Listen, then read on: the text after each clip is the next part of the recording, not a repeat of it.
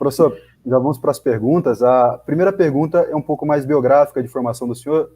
A gente já viu em alguns cursos, algumas aulas do senhor, também em artigos, o senhor mencionando que, bem jovem, já tinha lido boa parte do melhor da literatura brasileira, da literatura portuguesa também. E num artigo no livro Dialética Simbólica, o senhor menciona um exercício que o senhor fez com diversos autores, o senhor menciona explicitamente alguns autores, imitando o estilo deles para assimilar aquelas capacidades expressivas, etc., para aprimorar. E é evidente o efeito que isso teve, o autodomínio da linguagem que o senhor tem, etc. E a gente queria saber se tem mais alguma dessas práticas ou exercícios que o senhor fez na sua formação que o senhor acha que contribuíram, né, para essa formação da linguagem, para esse domínio da linguagem que o senhor tem. Olha, eu julgo que foi importante. O que é esse barulho aí?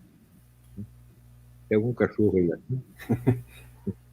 Minha cachorra está quietinha. Bom, é o seguinte, um exercício que foi muito importante para mim é que eu tinha vários empregos, né? Não tinha tempo para nada, então eu planejava as coisas que eu ia escrever e tinha que guardar na memória. Eu ia, assim, estava no trem, no metrô, no ônibus, eu ia decorando o que eu queria escrever.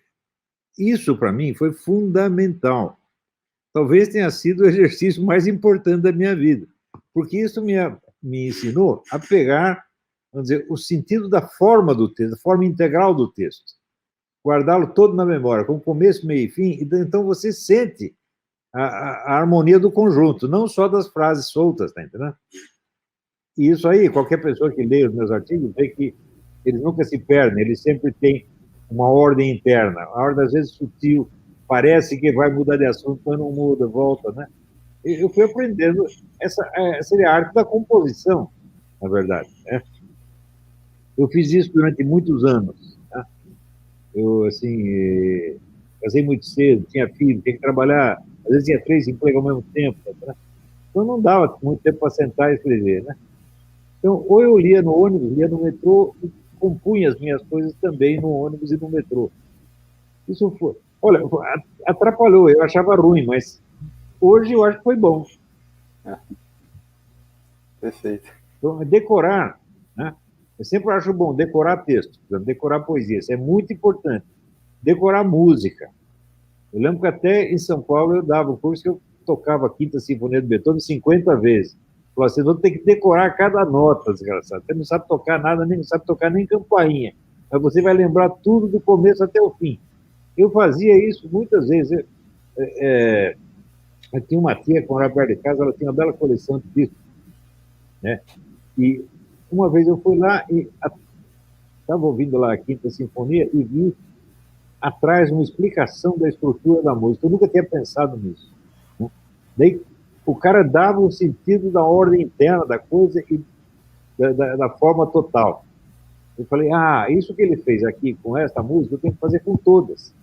Eu tenho que chegar ao ponto que eu consiga descrever cada música, mesmo nada entendendo de música, tá entendendo? Sim. Então, com isso, eu fui pegando tão bem a estrutura das músicas que uma vez eu até morava na casa de um maestro e ele pedia para eu fazer análise musical e eu fazia, né? Depois, você estudou música? Eu falei, não, você não toca nem gaita, nada, nem campainha. Mas eu tinha a compreensão da estrutura. Isso foi exercícios importantes, né? Na minha vida, né? Decorar, olha, a memória, as pessoas não dão valor para a memória, mas a memória é tudo. Mas se você pergunta por que os alunos chineses são sempre os melhores do mundo, porque eu conseguir escrever papai e mamãe, ele tem que decorar 5.000 caracteres. Então fica inteligente mesmo não querendo. Tá? Perfeito. E, professor, nessa linha mesmo, também o senhor é muito mais conhecido publicamente, né, pelos debates que o senhor travou com algumas personalidades, pelo trabalho como articulista, e sempre se destaca a capacidade retórica do senhor, né, muito impressionante, e no sentido positivo, claro, né, de expressão, convencimento. O senhor passou por alguma formação específica, assim, para a prática disso, ou autoeducação? Porque é evidente que a teoria o senhor conheceu pelas leituras, tal, o senhor, Aristóteles, etc., mas passou por alguma prática, alguma coisa para ter essa capacidade? Olha, não sei, eu comecei falando em público, eu tinha 8 anos de idade, eu era um cara de pau, né? Isso, evidentemente, ajuda. O sujeito tem que vencer a timidez, tem que perder o medo de falar em público. Você, manda vir o auditório, tem 2.000 pessoas, manda vir. Assim que isso tem que ensinar para as pessoas, para elas não terem... Aqui nos Estados Unidos, todo mundo aprende a falar em público. Você está entendendo? Como é que aprende? Técnica, não, bota o sujeito na frente do auditório, o cara tem que falar, né? Tem que se virar. E todo mundo acaba aprendendo. E isso tira a inibição e também desenvolve o próprio sentido da memória, do que você quer dizer para eles. Né? Mas eu, como pequenininho, ainda eu comecei a trabalhar no programa de rádio. Eu fazia o programa de rádio na rádio da igreja, a Rádio 9 de Julho. Né? Era negócio de musiquinha, eu era uma espécie de disco jockey. Né? Apresentava musiquinha para o pessoal. Eu sempre gostei disso. É claro que mais tarde eu fui estudar e tal, mas tudo que eu estudei não acrescentou nada àquilo que a prática já tinha ensinado. Né? Eu apenas aprendi os nomes das coisas que eu já estava fazendo. Alguma coisa deve ter acrescentado, mas eu acho que o principal mesmo foi a prática, né? Eu lembro que quando eu estava no ginásio, tinha um amigo meu que queria ser ator, né? E ele vivia estudando teatro, então era um cara de muito talento. Ele queria formar um grupinho de teatro, ele estava muito triste porque não tinha ninguém no grupo de teatro. Eu falei, deixa comigo. Né? Daí eu percorri todas as classes, dei um esporro em todo mundo. Quando chegou no fim da tarde, o grupo de teatro tinha 80 pessoas. Falei, tá aí essa turma, faz aí o seu espetáculo. Aí ele ficou muito contente, deu tudo certo. E, professor, nesse domínio aí da retórica, né? O senhor acha que tem ainda grandes oradores contemporâneos que o senhor admira e Ninguém. Não tem mais? No Brasil não tem mais. Não tem mais mesmo. Já teve. Né? Se você ouviu os discursos antigamente, tipo o Carlos Lacerda, né? Você ficava muito impressionado. Eu ainda ouvi muitas vezes o Paulo Brossard. Paulo Brossard é um homem muito engraçado. Né?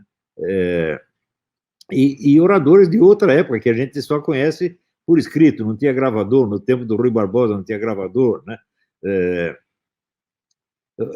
E houve excelentes. Né?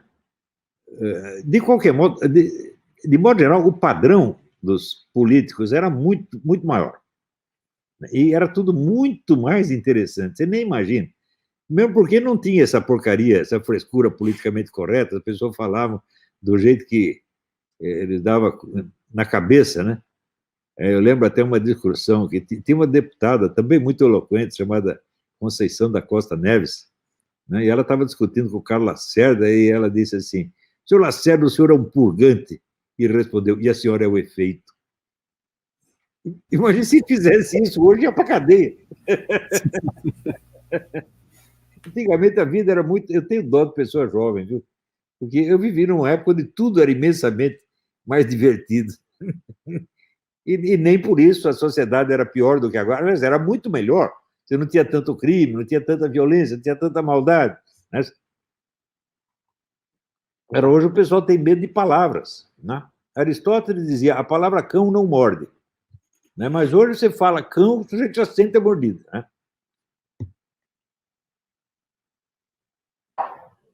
Inclusive, professor, né, o senhor mencionou o Carlos Lacerda, e há algumas semanas nós estávamos ouvindo aí um discurso que ele fez lá numa comissão de Constituição e Justiça, alguma coisa assim, né, se defendendo de uma acusação. Nós achamos aquilo, assim, impressionante, o tanto de alusões e construções complexas que ele faz ali diante de políticos, e acreditamos que o pessoal estivesse entendendo a coisa. Assim, se ele fizesse o mesmo discurso no parlamento de hoje, ninguém entenderia nada, o pessoal ia sair correndo. Exatamente. Quer dizer, o negócio do analfabetismo funcional é o grande problema brasileiro. O pessoal pensa que o problema é a esquerda, o comunismo, falou: não, para isso ainda falta muito. Primeiro as pessoas precisam se alfabetizar para ser comunistas, não chegaram lá, você está entendendo? Quer dizer, o comunista de hoje é uma vergonha para o comunismo, ele não sabe, mas é. Né? Então, o problema é a total destruição da inteligência brasileira.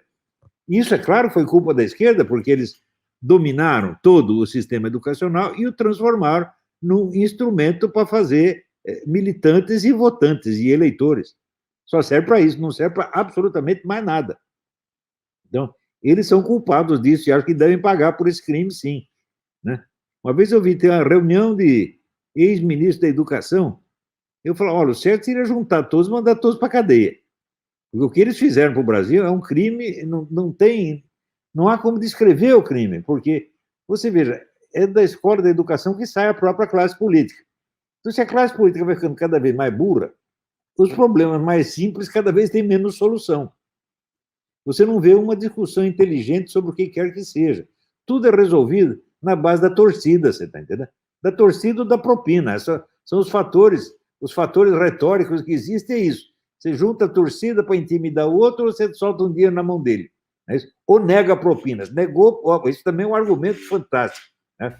Você faz o que eu quero, senão não te dou mais dinheiro. Né? Então, o negócio baixou de nível, é uma coisa impressionante. Quer dizer, antigamente havia mais franqueza e havia mais inteligência. Se você acompanha, por exemplo, os debates, eu era criança, eu acompanhava os debates entre Adhemar de Barros e Jânio Quadros. Era um negócio imensamente divertido. Tá? Eu lembro assim, o meu pai era ademarista. Eu perguntava para ele, pai, quem você vai votar para presidente? Doutor Adhemar de Barros. Quem você vai votar para governador? Doutor Adhemar de Barros. Quem você vai votar para deputado? Doutor Adhemar de Barros. Quem era ademarista, era ademarista. Quem era janista, era janista. Né? Havia torcidas imensas. Mas os dois mereciam essa torcida, porque eram homens de enorme talento, tá entendendo? Tanto o Adhemar quanto o Jânio. E os debates eram muito vivos, eram acalorados mesmo. Né? Não tinha essa frescura que tem hoje, que não pode falar nada, todo mundo... alguém falou, é ditador do ofendidinho. É todo mundo ofendidinho. É uma coisa impressionante. Né? Eu não ligo, por exemplo, os caras falam mal de mim, porque eu falo mal deles também, pô. É uma competição. Você quer me ofender? Vamos ver quem ofende melhor. E aí parece que os discursos dos políticos são todos feitos por assessorias de imprensa, uma coisa toda moldadinha, para não sair muito da linha, para não pegar mal, né? Claro, claro. E outra coisa, você veja aqui, nos últimos, vamos dizer, 40 ou 50 anos, toda a atividade intelectual foi monopolizada pela universidade. Então, ela faz parte do currículo, né, do programa de carreira, do plano de carreira. Então, como é que formalizou tudo? Hoje em dia só tem estereótipo, só tem chavão. Né? Acabou a criatividade, acabou a espontaneidade. É uma coisa horrorosa. Né? Se vocês soubessem a pena que eu tenho do pessoal mais novo, e vocês não estão vivendo, gente, vocês não sabem o que é a vida, porra. Até um dia eu estava lembrando, quando eu era jovem, a gente saía de São Paulo, ia para o Rio de Janeiro, sabe onde a gente ia nos bailinhos? Na favela. Não tinha o menor perigo, porra. A gente dormia na praia, não acontecia nada. Eu vivi isso, porra. Né? Agora, você vai falar disso hoje, o pessoal pensa que você está mentindo, que você está inventando. Fala, não, eu vi isso aí. Né? Era outro mundo. Quando acontecia um crime, era um abalo nacional. Né? Outro dia mesmo, estava lembrando, voltou agora a discussão, negócio do direito ao esquecimento. E daí o cara falou, quem pediu foi a família da Aida Cury. Eu lembro do assassinato da Aida Cury como se fosse hoje. Eu devia ter o quê? Uns 10 anos de idade, uma coisa assim. Aquele assassinato foi motivo de debate do país inteiro. Né? Às vezes não era nem crime brasileiro. Havia um sujeito nos Estados Unidos, um cara chamado Carol Chessman, que foi acusado de estuprador e assassino. E ele estava no corredor da morte. E ele, no corredor da morte, ele começou a estudar direito e literatura e virou um escritor de primeiríssima ordem. Hein? Publicou 3 livros, fizeram um sucesso imenso. E ele era motivo de debate no Brasil. Ver se é possível um treco desse. Né? E eu acompanhava isso na televisão. Né? Então, quer dizer, o criminoso era um tipo singular. Hoje não. Hoje só tem criminoso, todo mundo é criminoso. Perdeu a graça ser criminoso. Né? Eu até estava pensando em matar umas pessoas, nem vou matar mais, porque tem tanto assassino aí que não tem mais graça. Pô. Entendeu?